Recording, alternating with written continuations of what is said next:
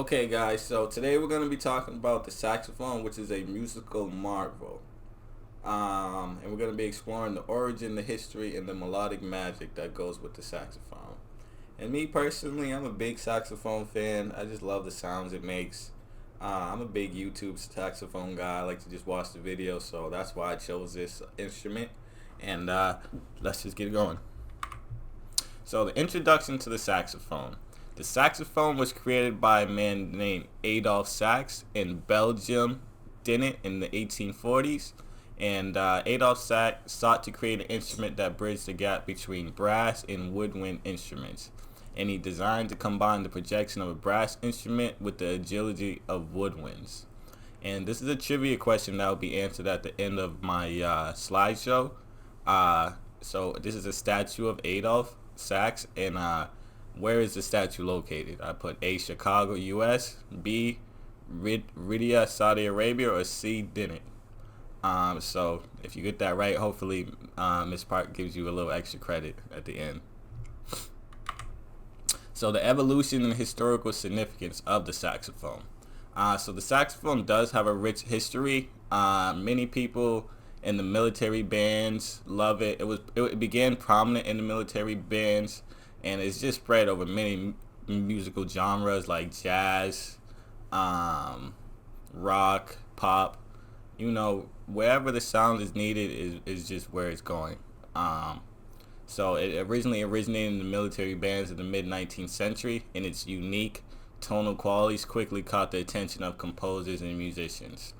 If you look down here, this guy right here, he's in El Salvador. He's a part of the El Salvadoran military, and he's playing it right now.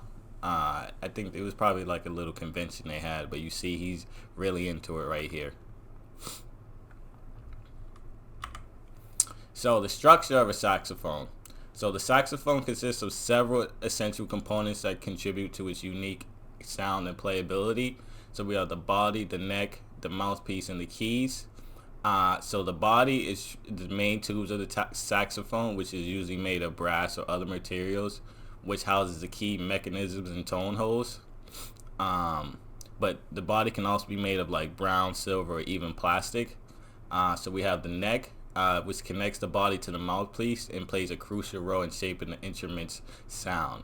And the neck is usually typically made from the same material as the body. For the mouthpiece is one of the most vital pieces of the saxophone. I think the most vital. It's vital for producing that sound. So when players blow into the mouthpiece, that vibrates the reed to generate the sound waves. And then the mouthpiece are usually made of hard rubber metals or plastic, and it includes a reed made of cane. And as we learned in Unit 1.1, air flows and sound waves when air is its own molecules, and then when the blowing of the sound hits the air molecules, depending on how fast, how strong of that air blow will determine, the pitch and what holds and pressing and keys on the saxophone. But the key, and lastly the keys. The keys are the mechanisms used to open and close the tone holes, and that's, like I said, alters the pitch of the notes. And those are often made of brass or other durable metals. So like I just went over the parts of the saxophone. So here's a visual representation for you. As you can see, the neck right here. That's the mouthpiece. We have the body, key work, the bell, the bow, the guard, ligature, and there's 7 different sizes of saxophones.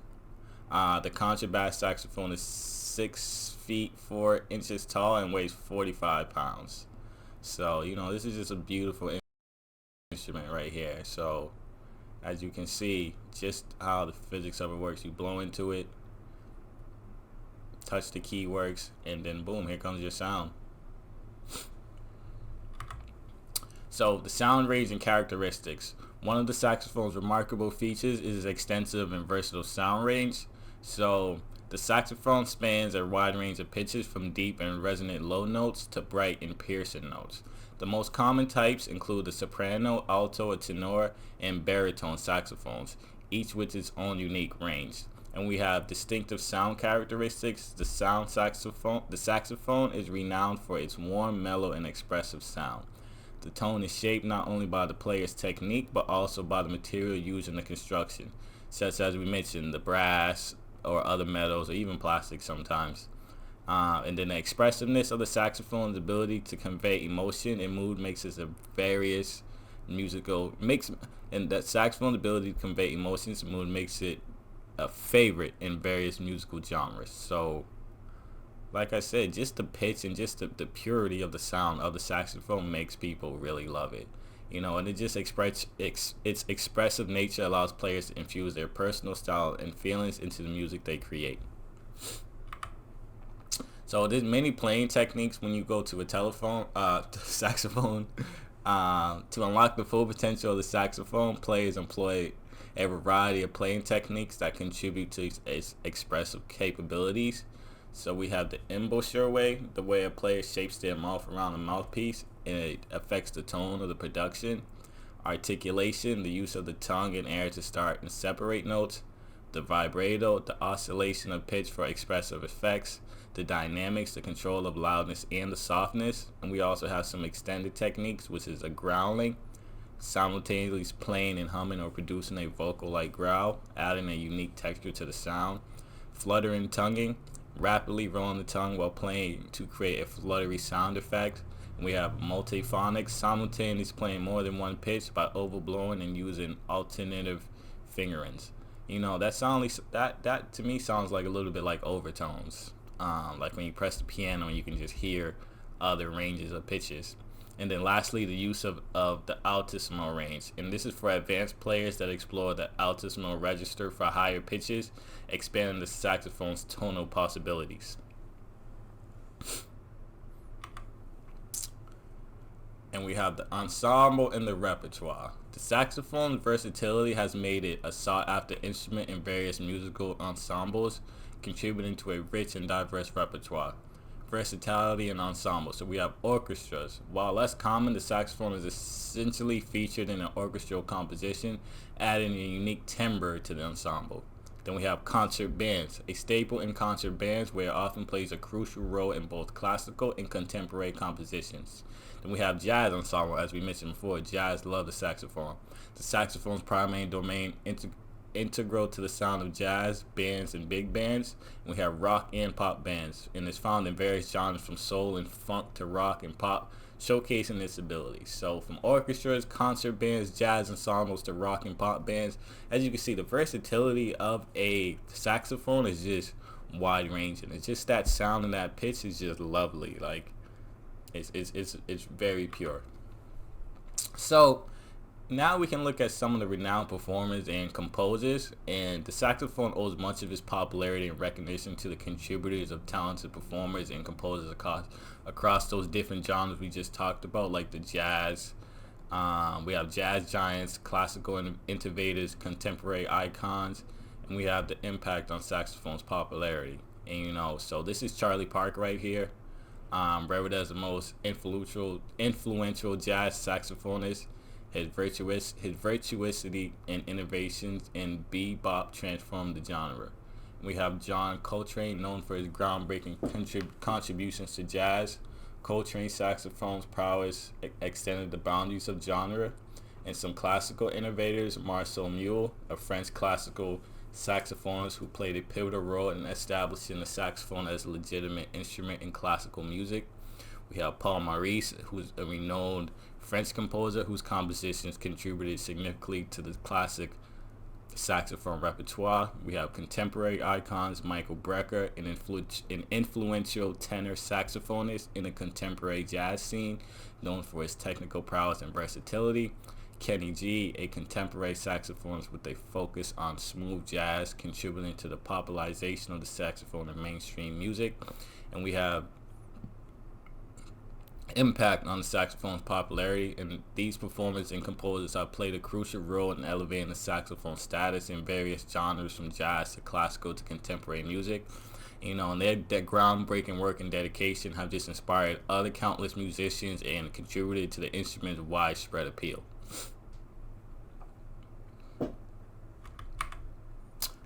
So back to the fun facts. Beyond its musical prowess, the saxophone boasts some intriguing and entertaining facts that adds to its allure. So the saxophone actually went to space in 1973. NASA astronaut Deke Slayton brought the saxophone on the Skylab space station. And if we're gonna go back to the trivia question, where is the statue of the creator, Outpost 80 Sax, and the statue is in Dinant, which is a city in Belgium where he's from. And now, what we all been waiting for, our favorite part, what my favorite part of the saxophones now in this day and age is that you can just listen to cover beats of any hip hop song and just saxophone players on YouTube, and they just really just play these amazing songs and beats, and it's just perfect. But so just an overview of the saxophone is just a very intricate instrument, that is very loved in many genres around the world. Just get started and let's just get to the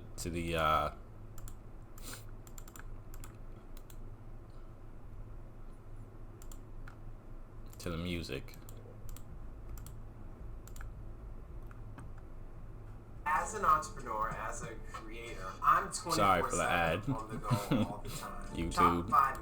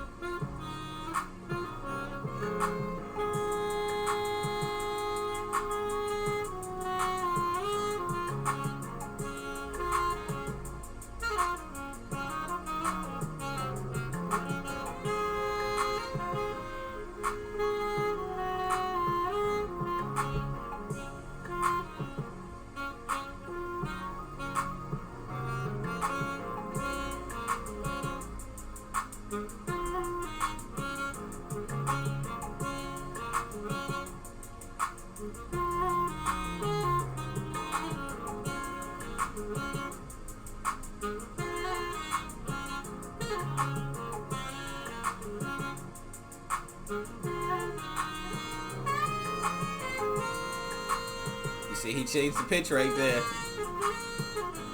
Did he use one of those techniques?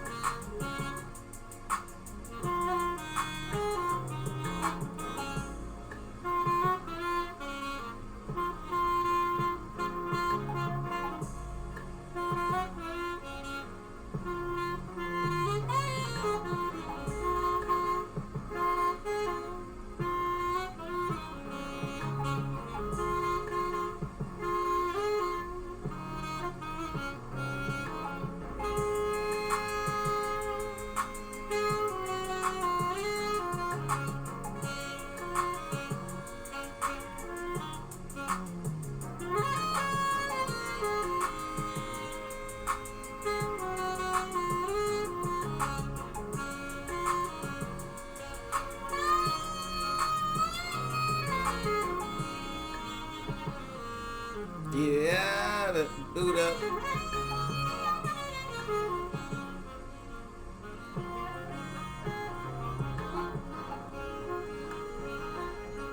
One more track. Why not? That was LMA Buddha, if you didn't know.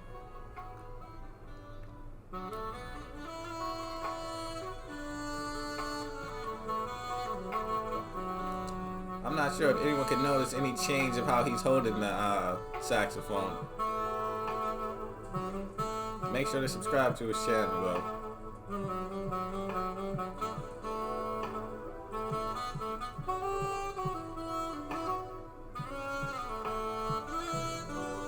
Just want to pay attention to his mouth to see if he's growling.